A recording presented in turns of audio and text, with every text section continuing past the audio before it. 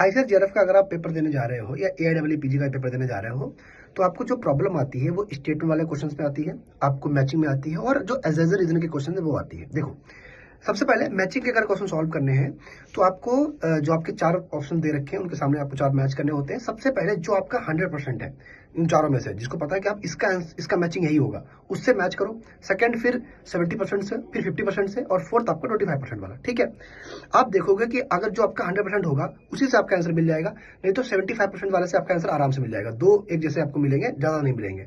ठीक है, as reason में जो एज दे रखा है, ठीक है, उस पर्टिकुलर स्टेटमेंट का सही एक्सप्लेनेशन दूसरा है कि नहीं है। अगर है तो ए और आर सही है और आर जो है सही एक्सप्लेनेशन है ए का। या फिर ऐसा कभी भी हो सकता है कि स्टेटमेंट दोनों सही हो पर ए आर को एक्सप्लेन ना करता हो, तो तब आपका दूसरा ऑप्शन जाएगा कि ए और आर सही है पर आर सही एक्सप्लेनेशन नहीं है। कभी कभी होता है कि ए सही है, ठीक है, और आर गलत है और ना ही और स्टेटमेंट मतलब एक्सप्लेन तो बिल्कुल ही नहीं कर रहा है, तो ए सही है आर गलत है। ठीक है, या कभी कभी होता है कि आपका दोनों चीजें सही है और दोनों एक दूसरे को जो आर है वो सही एक्सप्लेन कर रहा है, तब तो आपका ए वाला ऑप्शन जाएगा। ये जब भी आप सॉल्व करते हो थोड़ा आपको धैर्य रखना पड़ेगा। कभी कभी आपको लगेगा कि दोनों एजर्जन और रीजन दोनों ही सही हैं, पर जरूरी नहीं है कि एजर्जन को रीजन जो दे रखा है वो एक्सप्लेन करता हो। अगर वो एक्सप्लेन करता है तब तो जाएगा ए ऑप्शन, जो जनरली ए ही होता है कि ए और आर सही है, आर सही एक्सप्लेन करता है।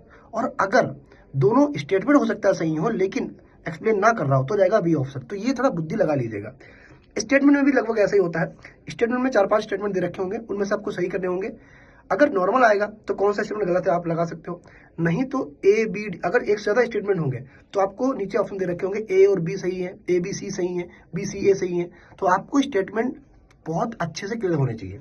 ये तभी आप कर पाओगे जब आपकी प्रैक्टिस बहुत बेहतरीन होगी। ठीक है, बहुत अच्छी प्रैक्टिस होगी।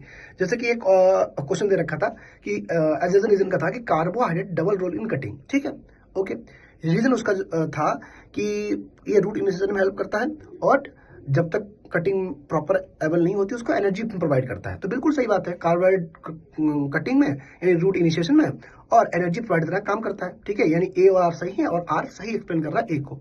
ठीक है, लेकिन ये तभी आप कर पाओगे जब आपको दोनों की चीजें क्लियर होंगी, दोनों के कॉन्सेप्ट क्लियर होंगे। ठीक है, और इसके लिए आपको बहुत बेहतरीन तरीके से प्रैक्टिस करनी चाहिए।